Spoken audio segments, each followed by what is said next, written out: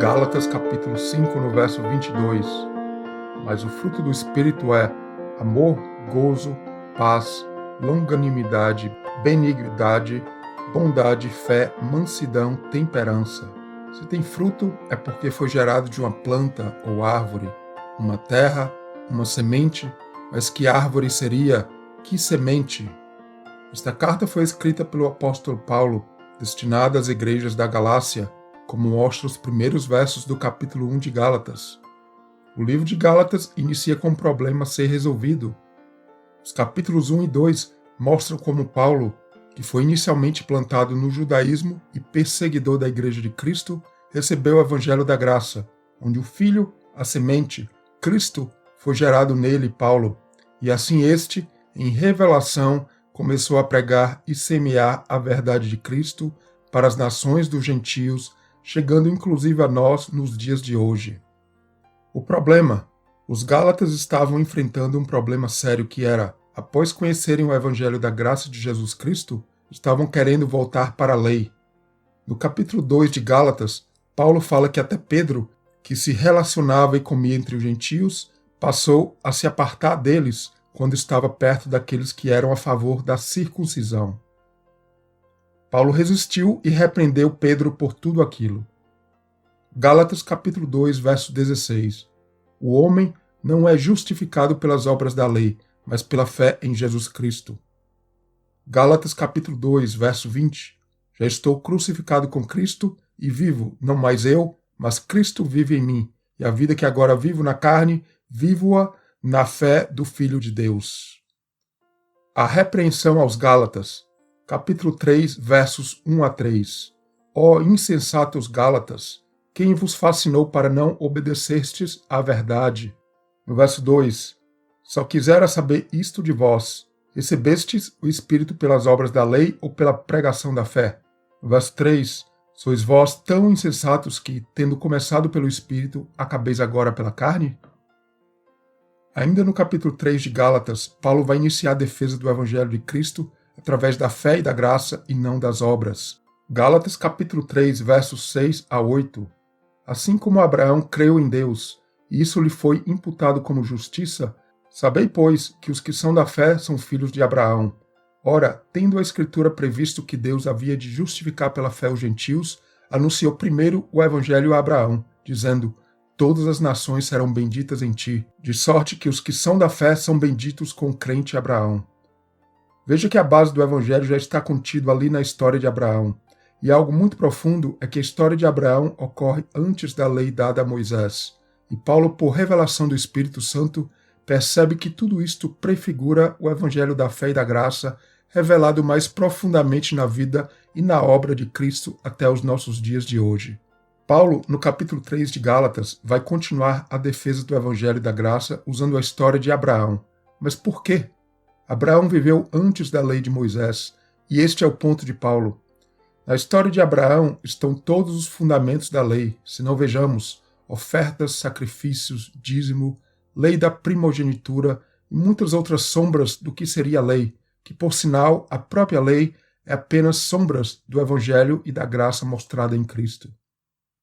Gálatas capítulo 3, no verso 16. Ora, as promessas foram feitas a Abraão e a sua descendência. Ali a palavra descendência é semente. Não diz, e as descendências, novamente, semente, como falando de muitas, mas como de uma só. E a tua descendência, novamente a palavra semente ali, que é Cristo. Gálatas capítulo 3, no verso 19. Logo, para que é a lei? Foi ordenada por causa das transgressões, até que viesse a posteridade. Veja só, posteridade, a palavra ali, no grego, semente, a quem a promessa tinha sido feita, e foi posta pelos anjos na mão de um medianeiro. Gálatas capítulo 3, no verso 29. E se sois de Cristo, então sois descendência. Veja só, descendência, novamente a palavra semente. Sim, a semente de uma árvore, de um fruto. Então, descendência, semente de Abraão e herdeiros conforme a promessa. A história de Abraão é perfeita para mostrar o poder das Escrituras e a sabedoria de Deus, Criador de tudo. Abraão foi justificado pela fé e com isso suas obras o seguiram. A lei e tudo na história de Abraão são apenas sombras da verdadeira imagem que é Cristo e a sua obra em nós. Gálatas, no capítulo 3, voltando ao verso 11, e é evidente que pela lei ninguém será justificado diante de Deus, porque o justo viverá da fé. Vemos que fazemos parte da genealogia, sim, a árvore genealógica que nos leva de Abraão até Cristo. Não precisamos ser israelita de sangue, de fato, o sangue de Cristo fala mais alto que tudo isto. Em Cristo, somos da semente de Abraão, e com isso, a árvore cresce sadia e os frutos certamente virão. Quem é a verdadeira semente que dá frutos? Ser aprisionado pela lei do fazer isto ou fazer aquilo? Em uma casa existem 2 filhos ou 2 sementes. Um filho, o primogênito, o maior pela lei dos homens, o que nasceu primeiro, o filho maior, Ismael, o filho de Abraão com Agar, a escrava. Mas o filho menor, nascido de Sara, o que nasceu depois, pelas leis do homem, não é o primogênito. Ele vem depois e representa a semente da promessa, o nascimento verdadeiro do crente pelo Evangelho de Cristo através da fé e da graça. Deus, o Criador de tudo, eleva o filho menor ao maior posto. É ele a semente da promessa vindo pela graça e milagre, que gera frutos para o reino eterno de Cristo e o Pai Celestial. Esta poderosa alegoria, vista na Bíblia através da história de muitos personagens, é mostrada por Paulo no capítulo 4 de Gálatas, onde ele usa Ismael, primeiro filho de Abraão através da escrava Agar, e Isaque, o filho da promessa, através da esposa Sara, um milagre, pois esta antes era estéril. No capítulo 4 de Gálatas, Paulo fala que aqueles que estavam debaixo da lei receberam a adoção como filhos, através do Espírito de Jesus Cristo, o Filho, a semente de Deus que clama Abba, Pai. Paulo fala que estava inclusive sentindo as dores de parto. Por quê? E que filho estava para nascer? Os Gálatas estavam gerando filhos para a escravidão, perseguindo e se voltando para a lei do agradar ao Pai apenas pelo fazer.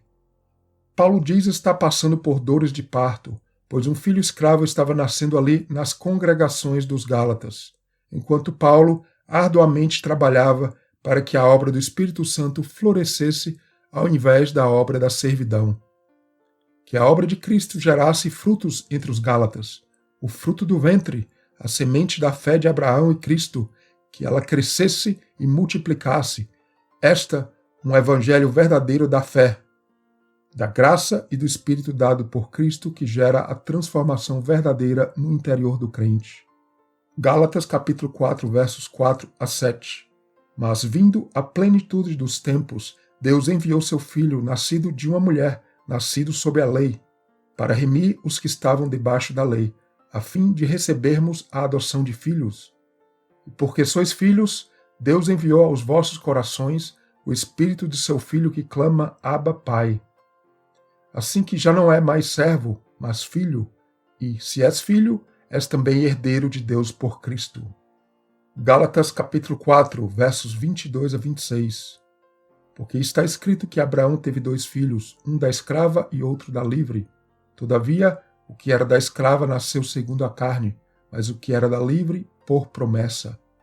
O que se entende por alegoria, porque estas são as 2 alianças, uma do Monte Sinai, gerando filhos para a escravidão, que é Agar.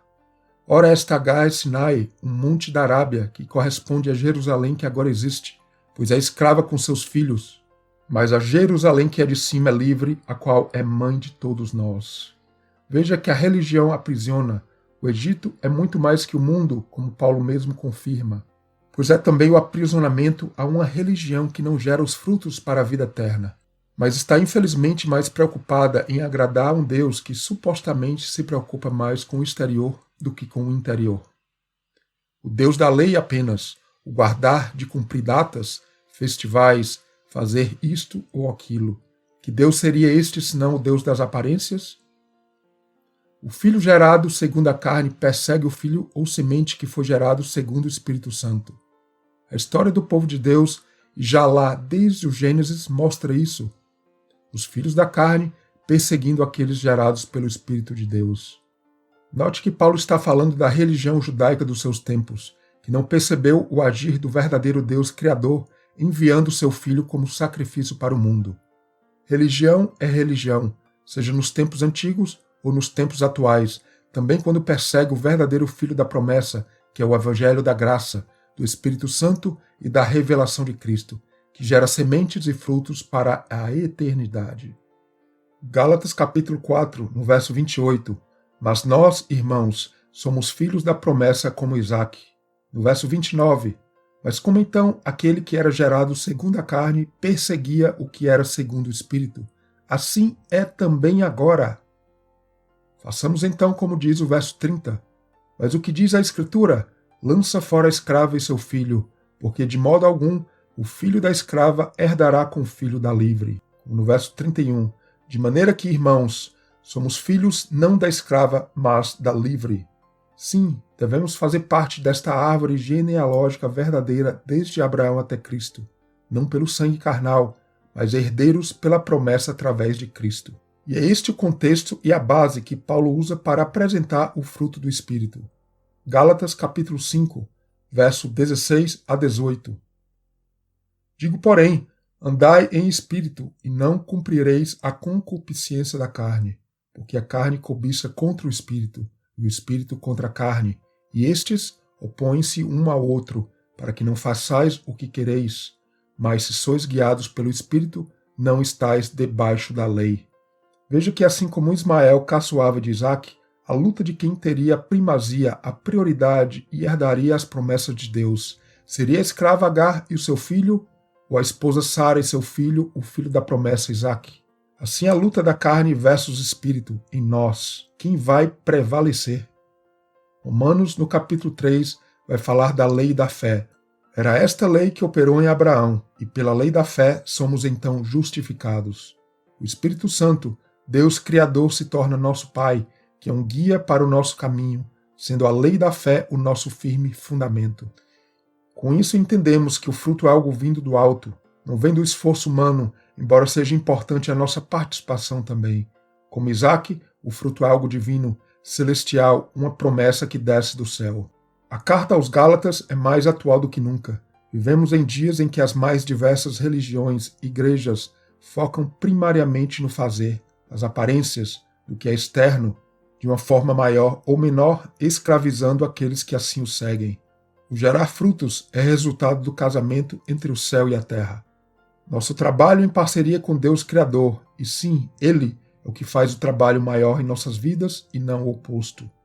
A semente, algo pequeno, mas escondida fica quando jogada no fundo da terra. Não se vê, mas lá do fundo brota raízes de baixo para cima, até tornar-se grande e visível.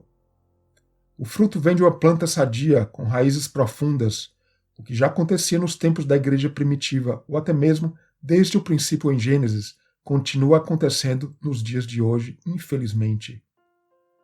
Gálatas, no capítulo 6, verso 12, fala deste problema onde alguns estavam justamente pretendendo cumprir a lei, obedecer os mandamentos para serem vistos. É o próprio Deus da aparência em evidência. Gálatas, capítulo 6, no verso 12, todos os que querem mostrar boa aparência na carne, esses vos obrigam a circuncidar-vos, somente para não serem perseguidos por causa da cruz de Cristo. Gálatas capítulo 6, no verso 15.